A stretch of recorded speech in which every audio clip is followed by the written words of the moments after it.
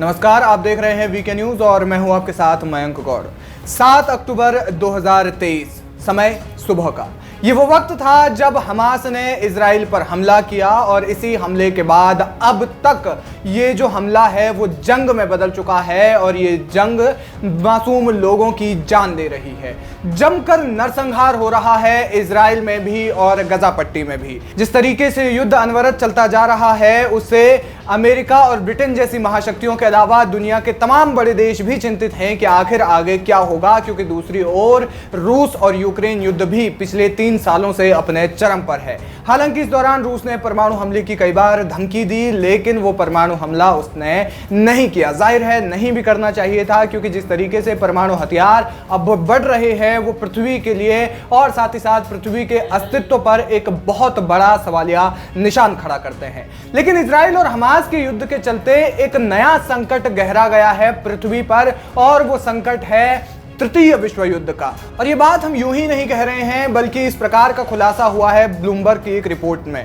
Bloomberg ने इसे सीधे तौर पर तृतीय विश्व युद्ध से तो नहीं जोड़ा है, लेकिन इसे लगभग वैसी ही एक आशंका बताया है, क्योंकि हमास के बाद अब ईरान भी इजराइल पर हमला कर सकता है। बताया जा रहा है कि ईरान में कथित दूतावास पर हमला करने के बाद अब ईरान इसकी तैयारी कर रहा है और बदला इजराइल से ले सकता है। इस मामले में ईरान ने अमेरिका को लिखित में भी संदेश भेजा कि आप इजराइल के जाल में न फंसे, अन्यथा अंजाम बुरा होगा। साथ ही साथ बताया जा रहा है कि यह भी इस लिखित संदेश में भेजा गया है कि इजराइल और ईरान का जो भी मामला चल रहा है उससे अमेरिका को दूर रहने की हिदायत दी गई है। लेकिन सवाल यह है कि दुनिया में इस तरीके का ये जो जंग का माहौल है वो चल क्यों रहा है। आपको बता दें कि ईरान द्वारा कथित रूप से भेजे गए इस संदेश पर अमेरिका की तरफ से कोई टिप्पणी नहीं आई है। हालांकि CNN जो कि अमेरिकी मीडिया एजेंसी है उसने बताया है कि अमेरिका हाई अलर्ट पर है और क्षेत्र में इजरायली या फिर अमेरिकी ठिकानों के खिलाफ ईरान से महत्वपूर्ण प्रतिक्रिया की तैयारी कर रहा है।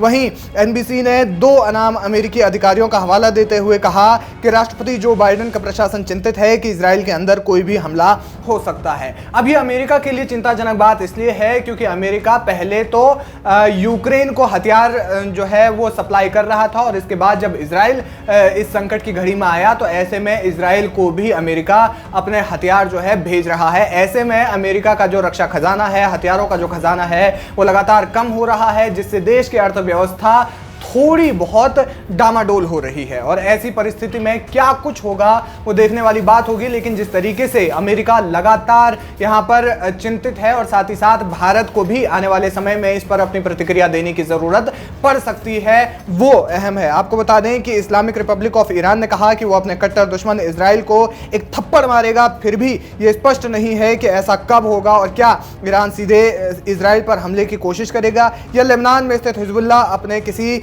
प्रॉक्सी समूह के जरिए इसे अंजाम देगा। आपको बता दें कि हमास के अलावा इजराइल पर दूसरी ओर से लेबनान की ओर से हिजबुल्लाह जो आतंकी संगठन है वो भी पूरी तरह हमलावर है। तो यानी कि इस तरीके से इजराइल जो है वो 2 मोर्चों पर युद्ध लड़ रहा है। और बड़ी बात यह है कि इन दोनों आतंकवादी समूहों को ईरान का समर्थन प्राप्त है और जाहिर है कि ईरान OIC का सदस्य है, तो ऐसे में OIC का समर्थन ईरान को प्राप्त है। यानी कि 1 से भले 2, 2 से भले 3 और फिर उसके बाद ये कड़ी जो है वो आगे लगातार जुड़ती जा रही है। वहीं दूसरी ओर अगर हम इजराइल की बात करें तो फिर ब्रिटेन के साथ साथ में भारत और फिर अमेरिका। हालांकि भारत इस युद्ध में सीधे तौर पर नहीं कूदा है, लेकिन अमेरिका और ब्रिटेन लगातार इजराइल को हथियार सप्लाई कर रहे हैं। जाहिर है कि भारत की हमेशा से न्यूट्रल रहने की नीति जो रही है उसी नीति का भारत पालन कर रहा है। आपको बता दें कि इजराइल में इसको लेकर के हाई अलर्ट जारी कर दिया गया है। ईरान से संभावित हमले होने की जो संभावना है उसको देखते हुए इजराइल ने अपने जितने भी सैनिक हैं उनकी छुट्टियां रद्द कर दी है। साथ ही साथ जो रिजर्व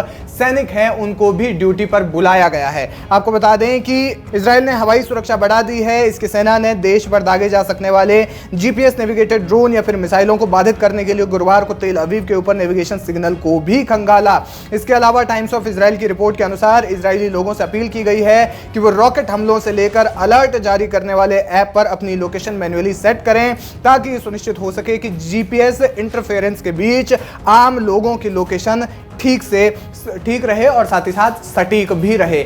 अब बताया जा रहा है कि इजराइल के कई इलाकों में बंकर्स बनाए जा रहे हैं ताकि लोग बच सके। जाहिर है कि युद्ध स्तर पर युद्ध की तैयारी चल रही है और इजराइल इस संकट की घड़ी में किस तरीके से पार पाएगा और किस तरीके से अपने आप को बचाएगा, क्योंकि ईरान के पास में एक बड़ा खतरा यह है कि बायोलॉजिकल वेपन्स हैं। हालांकि ईरान उनका प्रयोग नहीं करता, लेकिन ये जंग है तो जंग में ईरान ऐसा कर भी सकता है। क्या कुछ करेगा वो देखने वाली बात होगी, लेकिन जिस तरीके से युद्ध लगातार बढ़ रहा है और एक नए युद्ध की ओर जा रहा है, उससे तृतीय विश्व युद्ध का खतरा बढ़ चुका है। क्योंकि इस समय दुनिया में दो